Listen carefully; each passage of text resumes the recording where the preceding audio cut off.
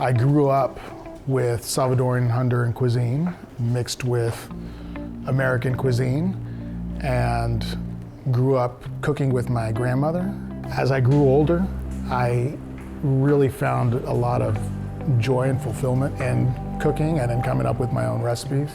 Once I got into the fire department, it was a really easy transition into cooking on a daily basis.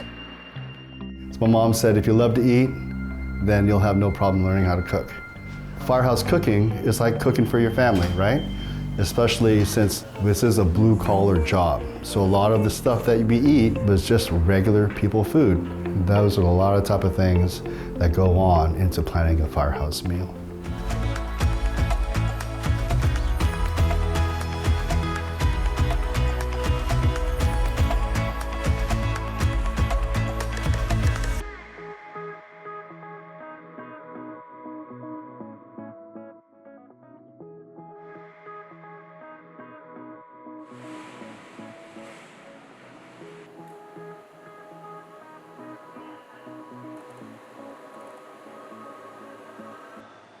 We pay for our own meals. We go, we shop, we take what we spend and divide it by the amount of people that are in on the meal. So in the morning, there's a sign-up board and you can sign up for lunch and dinner. My name is Steve Figueroa. My title here at Station 5 is Tiller. When we go in, typically we sort of fan out in our Meal Team 6 mission, and whoever's cooking dictates what we're gonna need. We're gonna do a pepper pasta. He's gonna take care of the bread. I'll grab a heavy cream. We have eggs. You grab a pound of butter. Get me 3 Polish kielbasas, 10 red bell peppers, 2 yellow onions, and a bulb of garlic.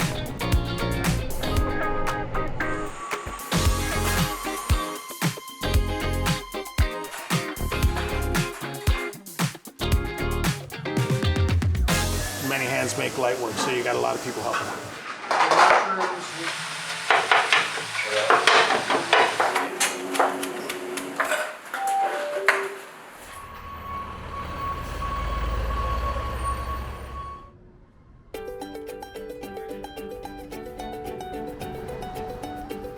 We're doing this technique on the chicken where we're going to cook it at high heat for about 15 minutes and then turn it down. So we started at about 425 and then drop the temperature down to 375. My name is OJ Leonardo. I'm a firefighter first, firefighter always, and my rank is Lieutenant, age 20, for the city and county of San Francisco. Yeah, Station 12 is unique. It's one of the few houses where the officers are on the charts, meaning that the officers cook, they are on the cooking details. So cooking is a big part of our tradition here in the fire department, and when you cook for your folks, you're showing how much you care for them. You don't have to be an excellent cook, you just have to show that you care. When you're at home, you can put whatever you want together and people will eat it. There's no set rules. In the firehouse, it's a whole different story. So now, is whoever is cooking, the first thing we ask is, number one, are there any dietary restrictions? Because one of my firefighters is kosher, he keeps kosher. We have people who are vegans. We have people that are gluten-free. So here at 12, we make sure that everyone eats.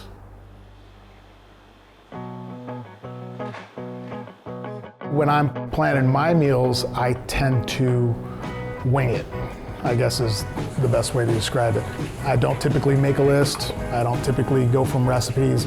This is the blended roasted red peppers. I will sort of go into the Rolodex in my mind and just a touch of the heavy cream. Think of what possibilities I have depending on if it's cold outside, if it's hot, do we want a barbecue? Marry those flavors together. We want a soup, we want a salad, we want to keep it light, we want to go heavy and decadent. When I first came in, I had some experience in cooking. I think the big difference for me was knowing how to cook for many people and how to shop. That was a pretty big deal because I had no idea how many chickens to get to make roast chicken for 11 guys. Luckily, I had some really cool people help me along the way. Lloyd Goldberg, who was a staple here at Station 5, was with me the first day that I cooked. And he was like, "Look here, kid, you're gonna be all right. We're gonna get this many salads, this many heads of lettuce, this much pasta, this many chickens. We'll be all right. Don't you worry about it." And he would just start throwing things into the shopping cart, and I couldn't even keep up. And I was like, how's he gonna turn all this into a meal for all these guys? And that's really where I had to wrap my mind around, this is how we do it here. Lloyd and all the people here at 5, when I first came in, were nothing but helpful when it came to that and everything. Imparting knowledge onto the next person or the next generation is a big part of being in this fire department. It's just gotten to a point now where a lot of times I'll just ask the guys what they feel like eating, and they, for the most part, know all the stuff I cook. And every once in a while I'll throw in something to you.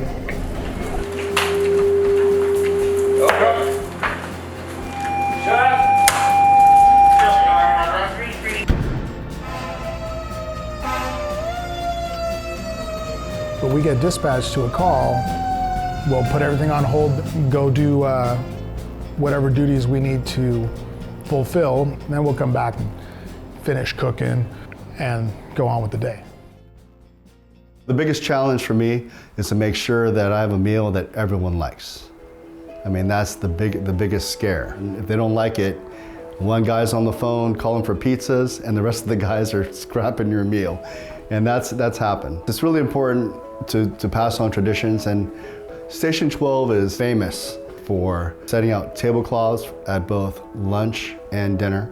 Sundays, always brunch day. Cesar, that's a big tradition in the firehouse. Once you have Cesar in the firehouse, you won't have Cesar ever again outside. I got a good teacher, you know? You learn a lot at the firehouse. Like all good Filipino American kids, I help my mom in the kitchen, I help my grandma in the kitchen, so you think it would make it easier for you in the firehouse. We learn how to cook because we're always helping in the kitchen. My mom never, ever measured anything. Neither did my grandma. And I always just had to watch, because when you turn your back, that's when they do their little special move. And then you revert to cooking the way you grew up eating. And that's how I cook now. Simple ingredients, let them speak for themselves. I think there's something to be said about coming together and sharing a meal. There's something that happens, some kind of magic that happens sitting across the table.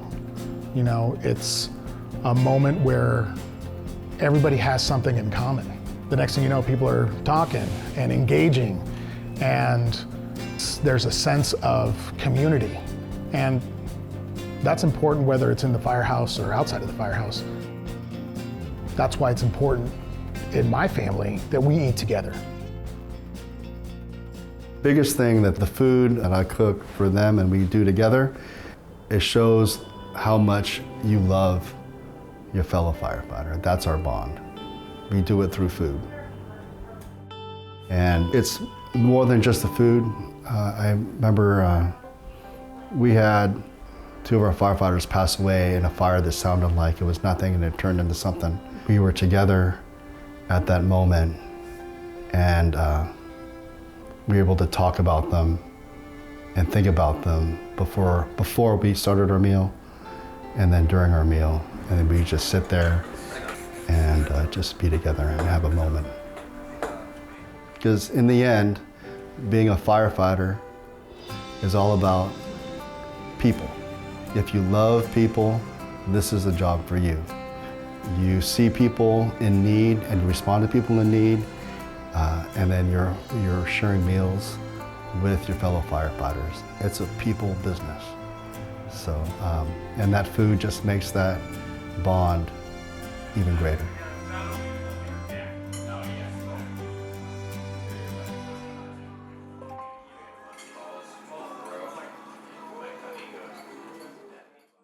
If you're eating, you're paying.